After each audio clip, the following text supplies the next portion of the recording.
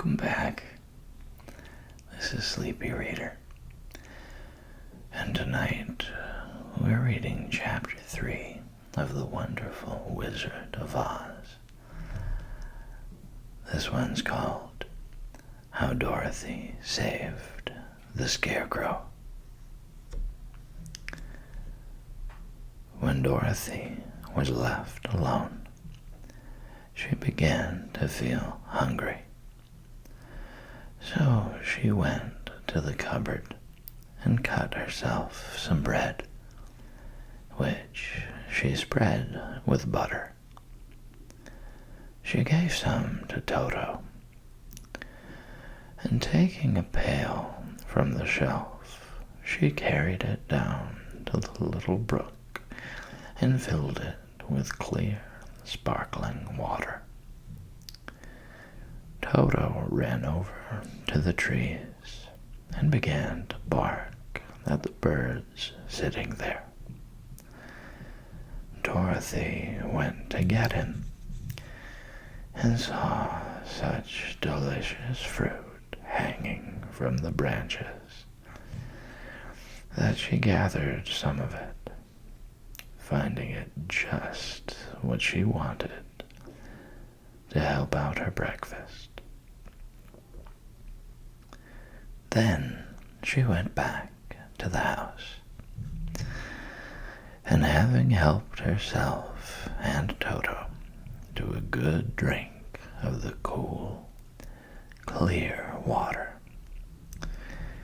she set about making ready for the journey to the City of Emeralds. Dorothy had only one other dress, but that happened to be clean and was hanging on a peg beside her bed. It was gingham with checks of white and blue, and although the blue was somewhat faded with many washings, it was still a pretty frock. The girl washed herself carefully, dressed herself in the clean gingham, and tied her pink sunbonnet on her head.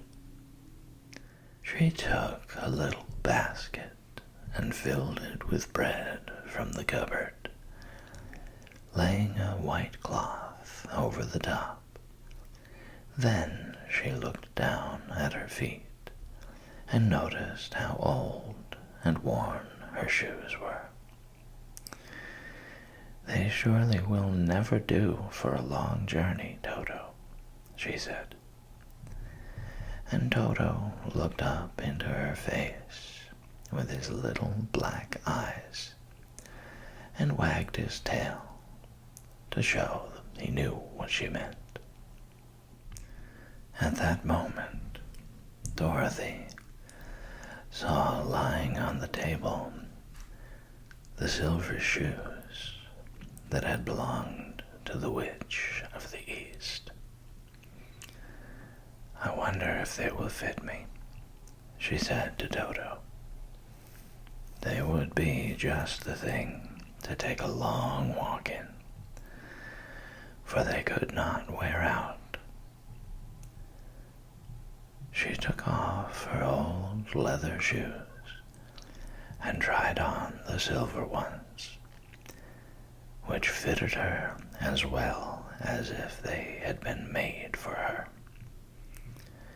Finally, she picked up her basket. "Come along, Toto," she said. "We will go to the Emerald City and ask the Great Oz how to get back to Kansas again." She closed the door, locked it, and put the key carefully in the pocket of her dress. And so, with Toto trotting along soberly behind her, she started on her journey. There were several roads nearby, but it did not take her long to find the one paved with yellow brick. Within a short time, she was walking briskly toward the Emerald City, her silver shoes tinkling merrily on the hard, yellow roadbed. The sun shone bright, and the birds sang sweet, and Dorothy did not feel nearly as bad as you might think a little girl would, who had been suddenly whisked away from her own country and set down in the midst of a strange land. She was surprised as she walked along to see how pretty the country was about her. There were neat fences at the sides of the road, painted a dainty blue color, and beyond them were fields of grain and vegetables in abundance. Evidently, the Munchkins were good farmers and able to raise large crops. Once in a while, she would pass a house, and the people came out to look at her and bow low as she went by. For everyone knew she had been the means of destroying the Wicked Witch and setting them free from bondage. The houses of the Munchkins were odd-looking dwellings, for each was round with a big dome for a roof. All were painted blue, for in this country of the East, blue was the favorite color. Towards evening, when Dorothy was tired with her long walk and began to wonder where she should pass the night, she came to a house rather larger than the rest. On the green lawn before it, many men and women were dancing. 5 little fiddlers played as loudly as possible, and the people were laughing and singing, while a big table nearby was loaded with delicious fruits and nuts, pies and cakes, and many other good things to eat. The people greeted Dorothy kindly and invited her to supper and to pass the night with them, for this was the home of one of the richest Munchkins in the land, and his friends were gathered with him to celebrate their freedom from the bondage of the Wicked Witch. Dorothy ate a hearty supper and was waited upon by the rich Munchkin himself, whose name was Bock. Then she sat down upon a settee and watched the people dance. When Bock saw her silver shoes, he said, "You must be a great sorceress." "Why?" asked the girl. "Because you wear silver shoes and have killed the Wicked Witch. Besides, you have white in your frock, and only witches and sorceresses wear white." "My dress is blue and white checked," said Dorothy, smoothing out the wrinkles in it. "It is kind of you to wear that," said Bock. "Blue is the color of the Munchkins, and white is the witch color. So we know you are a friendly witch." Dorothy did not know what to say to this, for all the people seemed to think her a witch, and she knew very well she was only an ordinary little girl who had come by the chance of a cyclone into a strange land. When she had tired watching the dancing, Bach led her into the house, where he gave her a room with a pretty bed in it. The sheets were made of blue cloth, and Dorothy slept soundly in them till morning, with Toto curled up on the blue rug beside her. She ate a hearty breakfast and watched a wee munchkin baby who played with Toto and pulled his tail and crowed and laughed in a way that greatly amused Dorothy. Toto was a fine curiosity to all the people, for they had never seen a dog before. "How far is it to the Emerald City?" the girl asked. "I do not know," answered Bach gravely, "for I have never been there. It is better for people to keep away from Oz, unless they have business with him. But it is a long way to the Emerald City, and it will take you many days. The country here is rich and pleasant, but you must pass through rough and dangerous places before you reach the end of your journey." This worried Dorothy a little, but she knew that only the great Oz could help her get to Kansas again.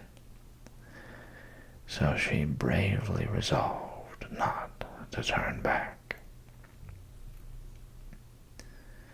She bade her friends goodbye and again started along the road of yellow brick.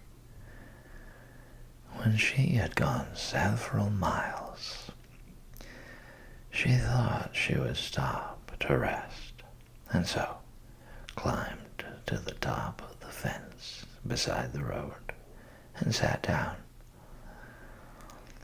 There was a great cornfield beyond the fence, and not far away she saw a scarecrow placed high on a pole to keep the birds from the ripe corn. Dorothy leaned her chin upon her hand and gazed thoughtfully at the scarecrow. Its head was a small sack stuffed with straw, with eyes, nose, and mouth painted on it to represent a face.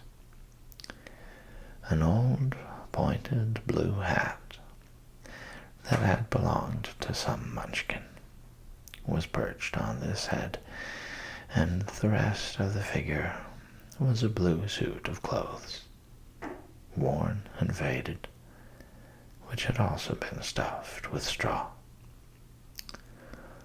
On the feet were some old boots with blue tops, such as every man wore in this country, and the figure was raised above the stalks of corn by means of the pole stuck up his back. While Dorothy was looking earnestly into the queer painted face of the scarecrow, she was surprised to see one of the eyes slowly wink at her. She thought she must have been mistaken at first, for none of the scarecrows in Kansas ever wink. But presently the figure nodded its head to her in a friendly way.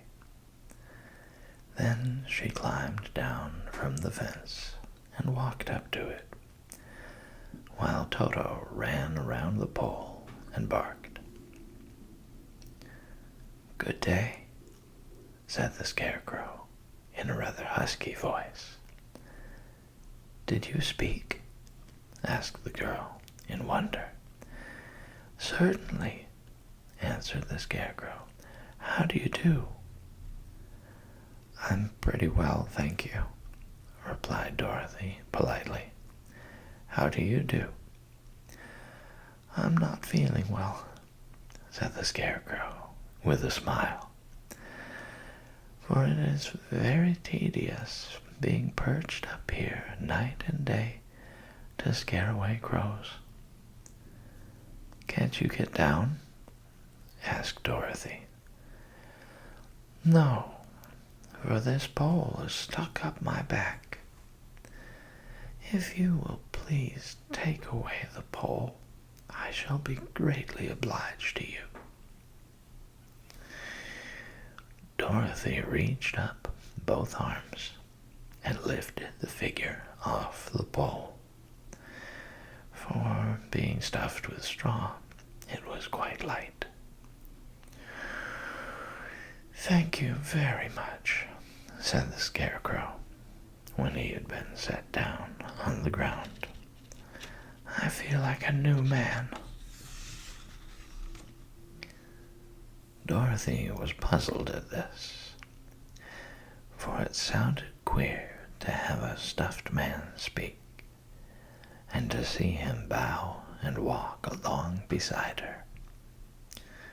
"Who are you?" asked the Scarecrow, when he had stretched himself and yawned. "And where are you going?" "My name is Dorothy," said the girl, "and I am going to the Emerald City to ask the Great Oz to send me back to Kansas."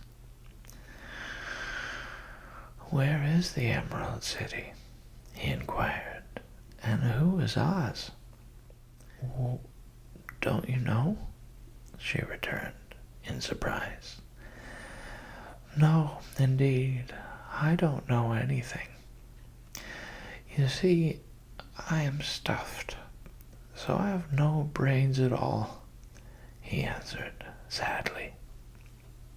"Oh," said Dorothy, "I'm awfully sorry for you."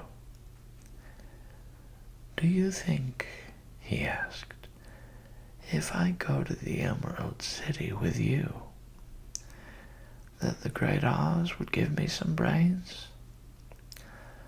"I cannot tell," she returned, "but you may come with me if you like. If Oz will not give you any brains, you will be no worse off than you are now." "That is true," said the Scarecrow. "You see," he continued confidentially, "I don't mind my legs and arms and body being stuffed, because I cannot get hurt. If anyone treads on my toes or sticks a pin into me, it doesn't matter, for I can't feel it. But I do not want people to call me a fool. And if my head stays stuffed with straw instead of with brains, as yours is, how am I ever to know anything?" "I understand how you feel," said the little girl, who was truly sorry for him. "If you will come with me, I'll ask Oz to do all he can for you." "Thank you," he answered gratefully. They walked back to the road. Dorothy helped him over the fence, and they started along the path of yellow brick for the Emerald City. Toto did not like this addition to the party at first. He smelled around the stuffed man as if he suspected there might be a nest of rats in the straw,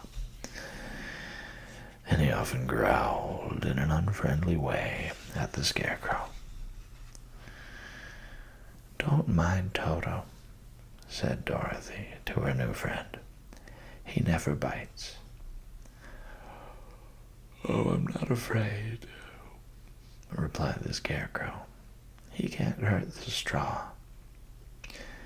Do let me carry that basket for you. I shall not mind it, for I can't get tired. I'll tell you a secret," he continued, as he walked along. "There is only one thing in the world I am afraid of." "What is that?" asked Dorothy.